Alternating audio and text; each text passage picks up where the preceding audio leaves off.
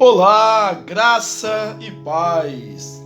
Eu sou o reverendo José Henrique, pastor da Igreja Presbiteriana de Nova Aurora.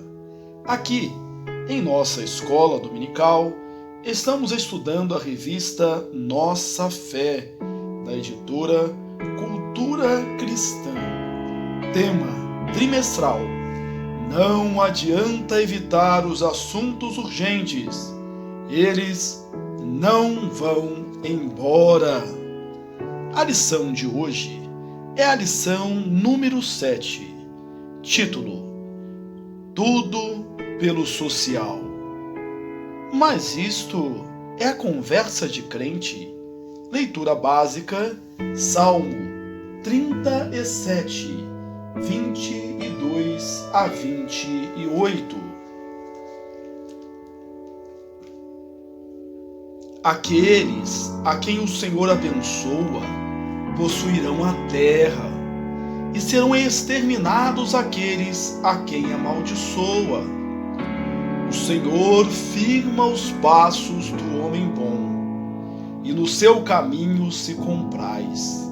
Se cair, não ficará prostrado, porque o Senhor o segura pela mão. Fui moço, e já agora sou velho, porém jamais vi o justo desamparado, nem a sua descendência a mendigar o pão. É sempre compassivo e empresta, e a sua descendência será uma bênção. Aparta-te do mal e faze o bem, e será perpétua a tua morada. Pois o Senhor ama a justiça e não desampara os seus santos. Serão preservados para sempre, mas a descendência dos ímpios será exterminada. Introdução. A nossa sociedade possui problemas e pontos de tensão que clamam por respostas. Quando tratamos, porém, do desafio social, referimos-nos à pobreza, à miséria, às carências físicas que afligem enorme parte da população. Este estudo não aborda a prioritária mensagem espiritual. Partimos do entendimento de que a maior necessidade é a salvação, que não pode ser obtida por meio de alívio temporal. A Bíblia, porém, nos ensina sobre a beneficência e sobre a nossa responsabilidade em relação aos carentes. O cumprimento dessas diretrizes é o nosso grande desafio social. Tópico 1. Realidade incontestável. O próprio Jesus afirmou essa realidade quando disse: os pobres sempre os tereis convosco. Mateus 26, 11. Infelizmente, alguns têm distorcido essa expressão como se ela significasse que eles não possuem responsabilidade, ou seja, é inevitável, nada há a fazer. Examinando a Escritura, vemos que Jesus registra aqui uma constatação dos efeitos do pecado, e não uma prescrição para a estrutura da sociedade. Na passagem paralela, Marcos 14, 7, existe o complemento da afirmação de Jesus: podeis fazer-lhes bem. Numa indicação de nossa responsabilidade pessoal. Na estrutura prescrita para uma sociedade justa, afluente e temente a Deus, como a projetada para os israelitas na terra prometida, não havia pobres.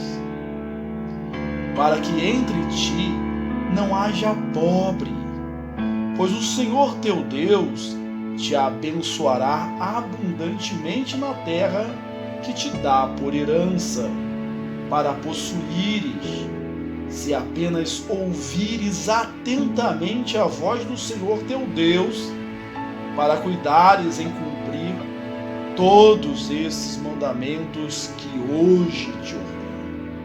Deuteronômios 15, 4 a 5. A eliminação da pobreza viria como consequência do cumprimento dos mandamentos ordenados por Deus, que representavam bênçãos tanto para os que possuíam bens e propriedades, como para os que necessitavam de alguma ajuda na vida. Tópico 2. O cuidado de Deus. Muito podemos aprender com os princípios registrados na lei civil de Israel sobre os necessitados. Essa lei civil teve sua aplicabilidade naquela época e nação, mas reflete princípios da eterna lei moral de Deus, ensinando-nos pontos práticos. As instruções ministradas por Deus ao seu povo revelam um cuidado todo especial com os órfãos, viúvas e estrangeiros. Êxodo 22, 22, 24, Deuteronômios 27, 19. Eram os que menos proteção possuíam, pois não tinham seus parentes mais próximos com quem contar. Eram os mais sujeitos à carência e pobreza. Consequentemente, deveriam ser alvo de especial proteção contra a opressão física ou econômica. Temos responsabilidade especial em relação a eles, reafirmada no Novo Testamento. Mateus 23, 14. Os fariseus são condenados por explorarem as viúvas. Atos 6, 1. As viúvas dos hebreus estavam sendo protegidas, mas as dos gentios estavam sendo desprezadas. Diáconos foram escolhidos para cuidar delas. 1 Timóteo 5, 3 a 4. As viúvas realmente desamparadas devem ser amparadas. As que possuem famílias terão apoio da família. Tiago 1, 27. A prática da religião verdadeira é identificada com um coração que se preocupa e age no alívio da necessidade do órfão e da viúva. Temos uma obrigação primária para com os nossos familiares. Não podemos desprezá-los ou deixá-los carentes. Não podemos colocar a obrigação do cuidado deles nas mãos de outros. Os pobres, especificamente, são alvo de assistência social no Antigo Testamento. Deuteronômios 24, 16 a 22, Levítico 23, 22. Na colheita, o povo de Israel é instruído a deixar intocadas porções do campo, com espigas e grãos nos pés, para que os pobres e estrangeiros recolhessem essas sobras. Verifique a sabedoria da prescrição, pois ela preserva a dignidade dos ajudados, fazendo com que eles também trabalhassem para fazer face às suas necessidades. Tópico 3. Responsabilidade pessoal. Trabalhar. Nossa primeira responsabilidade para confrontarmos o desafio social, além do cuidado com os parentes já mencionados, é a de trabalharmos. Pode parecer estranho que esse ponto seja trazido no contexto de discussão de assistência à pobreza, mas a própria palavra de Deus estabelece esse relacionamento. Ela não encoraja o desmedido assistencialismo social, ao que, podendo trabalhar, não o faz. Se alguém não quer trabalhar, também não coma. Segundo aos Tessalonicenses 3:10. Assim, o modo mais eficaz de eliminar a pobreza é trabalharmos e providenciarmos trabalho de maneira mais ampla possível. Existe uma outra relação entre o trabalho e o desafio social. Aquele que furtava, não furte mais. Antes, trabalhe, fazendo com as próprias mãos o que é bom, para que venha a ter com que acudir ao necessitado. Efésios 4:28. Verifique a progressão do pensamento. Furtar é errado. Procure trabalhar. Com que propósito? Para que tenha com que ajudar ao necessitado. Será que estamos pensando assim? Que um dos propósitos essenciais do nosso trabalho é termos meios para ajudar outros, fazer o bem a todos. Devemos fazer o bem a todos, e principalmente aos da família da fé. Gálatas 6:10.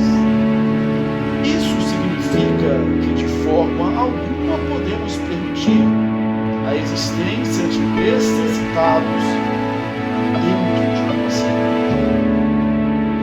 E não vamos apenas descansar nos diáconos, mas sim vamos ajudá-los em suas atividades. Em Mateus 25:34-40, Jesus equaciona a ajuda aos necessitados, seus pequeninos irmãos, como sendo algo que é feito a ele pessoalmente.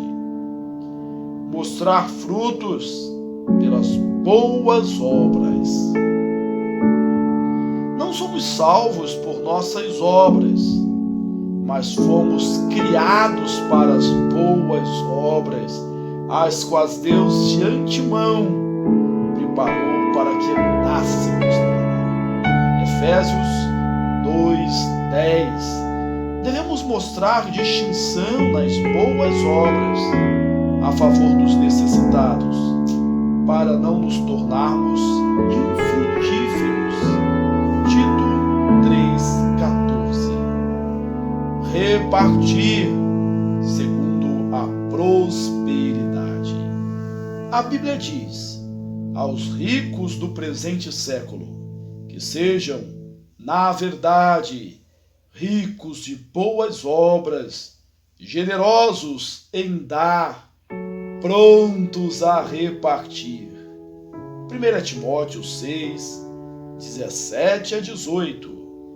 O versículo 19 leva os seus pensamentos a se apoderarem da verdadeira vida. Tópico 4. O exemplo de Jó. Sempre nos lembramos de Jó como alguém que, sendo muito rico, tudo perdeu e ficou em estado de extrema penúria no teste ao qual foi submetido por Deus para provar sua fidelidade. Mas podemos aprender muitas coisas da vida de Jó, inclusive sua atitude para fazer face ao desafio social dos seus dias. Jó 29, 12 a 16. A prática da beneficência. Jó livrava os pobres que clamavam, e também o órfão que não tinha quem o socorresse. Versículo 12. Ele possuía um coração caridoso e buscava o alívio das necessidades. B. Jó atendia os que vinham a ele. O entendimento das necessidades tornava o choro em alegria e gerava bênçãos para ele próprio. Versículo 13. Ele se identificava e se envolvia pessoalmente com os carentes. Eu me fazia de olho para o cego, de pés para o coxo. Versículo 15. Letra C. Jó ia aos necessitados. Ele examinava as causas dos desconhecidos. Outra tradução, provavelmente mais precisa, é Almeida Corrigida, em que o desconhecido não se refere a uma pessoa, mas à própria causa. Assim, temos nessa versão: dos necessitados era pai, e as causas que eu não tinha conhecimento inquiria com diligência. A ideia parece ser que Jó era uma pessoa realmente envolvida na prática da beneficência, ao ponto de não ficar só passivamente esperando que os carentes e necessitados batessem à sua porta, mas agia proativamente na procura de oportunidade de serviço. Tópico 5. Reflexos de nossa ação ou omissão. Deus espera que tenhamos a predisposição de enfrentar o desafio social com ações positivas. Assim, Ele nos comanda e vemos que a própria ação de Deus para conosco, no alívio de nossas necessidades, será um reflexo de nossa ação para com os necessitados. O que tapa o ouvido ao clamor do pobre, também clamará e não será ouvido. Provérbios 21, 13. Essa é uma declaração muito séria que mostra a importância de nossa ação social. Um grande fato histórico, a destruição de Sodoma, mostra essa importância. Estamos acostumados a pensar que aquela cidade foi arrasada apenas pela imoralidade na qual vivia. Outro trecho da palavra de Deus, entretanto, nos mostra que os problemas sociais existiam com intensidade igual à da dissolução moral. A raiz da impiedade de Sodoma foi a prosperidade, o ócio desregrado e a ausência de consciência para com as necessidades dos pobres. Ezequiel 16, 49 e 50. O resultado dessa situação foi a imoralidade de costumes que provocou a sua destruição. é evidente o paralelo com os dias em que vivemos. Tópico 6. Uma lição importante. Muitas vezes encontramos desculpas para nossa omissão dizendo: não tenho jeito para isso, ou isso é responsabilidade da junta diaconal. Em outras ocasiões, procuramos descarregar nas costas do governo. É uma vergonha que o governo não faça nada sobre isso. Ocorre que os mandamentos que recebemos de Deus são bastante pessoais e não institucionais. Antes de sairmos à procura da instituição que deveria estar envolvida nesta ou naquela ação, devemos procurar olhar internamente se não estamos negligenciando as responsabilidades que temos em relação aos pobres e necessitados. Além disso, beneficência não é algo que vem naturalmente, sem esforço para todos. Não é uma atitude ou predisposição que está em nós ou não. A Bíblia diz que devemos aprender a praticá-la. Aprender a fazer o bem. Atendei à justiça. Repreendei o opressor. Defendei o direito do órfão. Pleiteai a causa das viúvas. Isaías 1:17. O mesmo já vimos em Tito 3:14, quanto aos nossos que aprendam. Tópico 7. O poder restaurador do Evangelho. Por último, não podemos nos esquecer de que o poder restaurador do Evangelho atinge todas as esferas da vida, inclusive a social. Em todas as partes do mundo, onde o Evangelho foi claramente pregado e os resultados ceifados, ocorreram transformações sociais profundas. O apreço à alfabetização, maior respeito à família, leis trabalhistas mais justas, maiores oportunidades de educação a todos, maior possibilidade de progresso social, menor índice de pobreza. A Inglaterra experimentou grandes transformações sociais nos reavivamentos do século XVIII. A herança da pregação e prática dos puritanos no século XVII nos Estados Unidos gerou grande prosperidade e justiça social.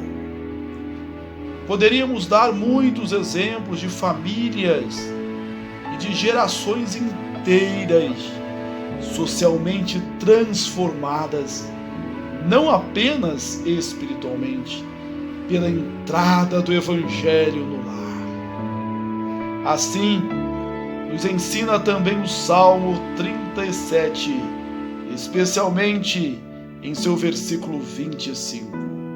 Fui moço e já agora sou velho, porém jamais vi o justo desamparado, nem a sua descendência a mendigar o pão. Conclusão. Não devemos esquecer nossas responsabilidades individuais para com os necessitados.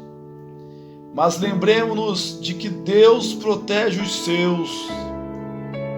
Ele promete que se buscarmos em primeiro lugar o seu reino e a sua justiça, todas as demais coisas nos serão acrescentadas. Aplicação. Repasse esse ensinamento. Socorrer carentes é preceito bíblico. Apresente-se como voluntário no trabalho assistencial da junta diaconal. Avalie seu orçamento e separe, além de seu dízimo, um valor para ajudar regularmente alguma instituição que promove o bem-estar social em sua cidade ou região. Que Deus te abençoe ricamente. Um forte abraço e até a próxima.